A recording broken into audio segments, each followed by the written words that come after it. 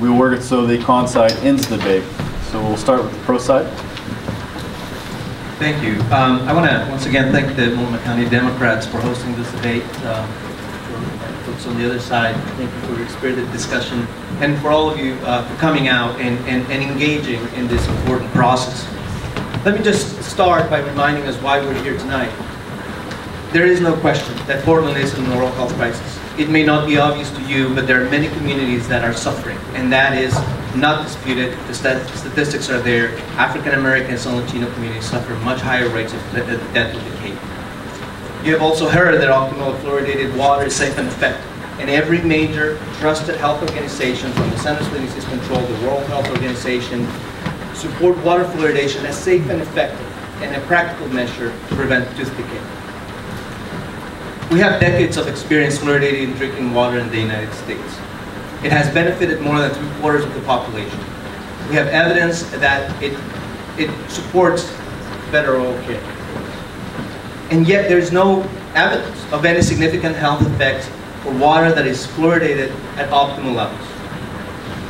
This evening you've heard arguments on both sides of the issue, and you'll have to weigh in on what you've heard tonight. But the fact of the matter is that there's strong scientific agreement that optimally fluoridated water is safe and effective. We have 60 years or more of scientific evidence supporting this. Hold on a second. Try again. And most of what you've heard tonight from those opposed to community water fluoridation appear to be misrepresentations of the science, because what they're doing is they're taking studies that really apply to much higher concentrations of fluoridation.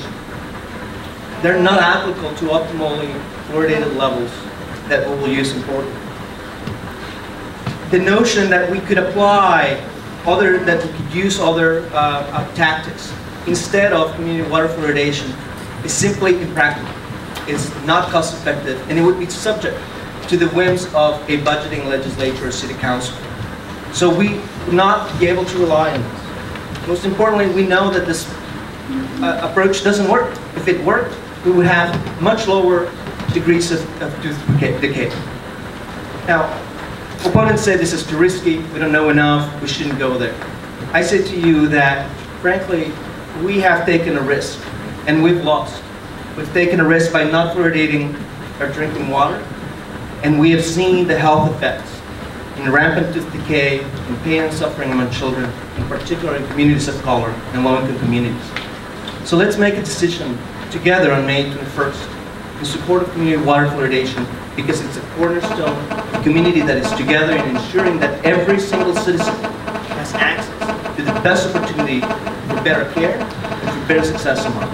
Thank you. One more thing.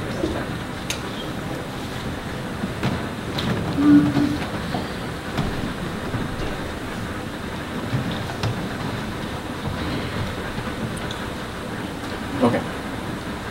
We're very fortunate to have clean water in Portland, and some of the best water in the world. And adding an industrial byproduct to the phosphate fertilizer industry does not make sense. If this chemical is sold to cities, EPA rule it must be disposed of at a hazardous waste facility. We're adding arsenic and lead and mercury, even proponents such as the CDC admit are in it.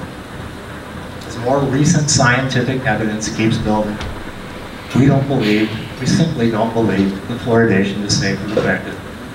And we don't believe that adding more chemicals to the water our kids drink is a reasonable way to help them. We want alternatives, many already in place, that allow choice, that don't harm anyone, and are effective, like ceilings, better nutrition, training for primary care physicians, programs like the Washington State ABCD program for low-income kids. Let's keep our water clean, protect those most vulnerable to fluoridation chemicals, and focus on getting proven preventative care to those who need it the most. As I've studied fluoridation over the past 5 years, one question keeps popping up. How many does it take? How many statements from the National Academy of Sciences report declaring that fluoride is a definite or potential risk for about 10 medical conditions? How many peer-reviewed studies demonstrating Fluoride's toxicity to fish. We never got to this. To fish and other marine life.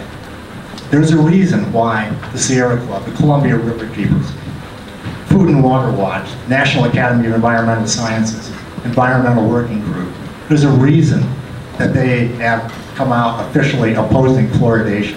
As far as we know, not one environmental organization has ever endorsed fluoridation. There's a reason for that, and I'm sorry it didn't come up. How many 100 animal studies demonstrate that fluoride harms the brain, and how many dozen human studies indicating it may very well lower intelligence, and that has never been tested in the United States. Look around this room. Diabetics, chronic kidney patients, low thyroid patients, many more, whose health will be put at known or potential risk. These are real people with real medical conditions who, along with their doctors, know that fluoridation is going to put their health at real risk. How many times can fluoridation proponents turn their heads and pretend that these people don't exist? Fluoridation is destined to become as antiquated as leaded gasoline and leaded paint. Our position is better safe than sorry. First, do no harm. Please vote no on fluoridation. Thank you.